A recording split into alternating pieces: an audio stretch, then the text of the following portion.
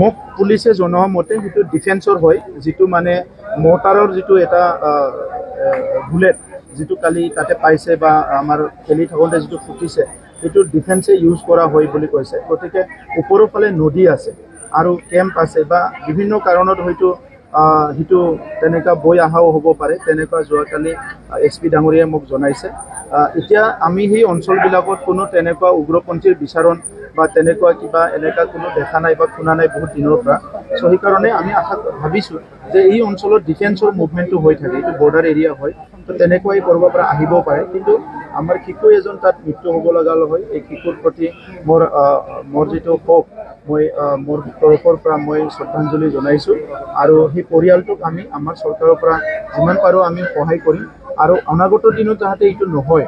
যোৱাকালিয়ে মই কথা পাতিছোঁ, আমি ডিফেন্স লাইনৰ চবৰ লগতো কথা পাতি এই কথাটো স্থায়ী সমাধানৰ কাৰণে ব্যৱস্থা কৰা হ'ব। ইফালে এটা ফায়াৰিং ৰেঞ্চো আছে, এই ফায়াৰিং ৰেঞ্চতো কেতিয়াবা বিভিন্ন এক্সিডেণ্ট হৈ থাকে। এই কথাটোকো আৰ্মিৰ লগত আমি ফ্ৰিকুৱেণ্টলি কথা পাতি আছোঁ, যাতে কেনেকৈ তাত বিভিন্ন এক্সিডেণ্টবিলাক নোহোৱাকৈ আমি কৰিব পৰা যায়। এইটো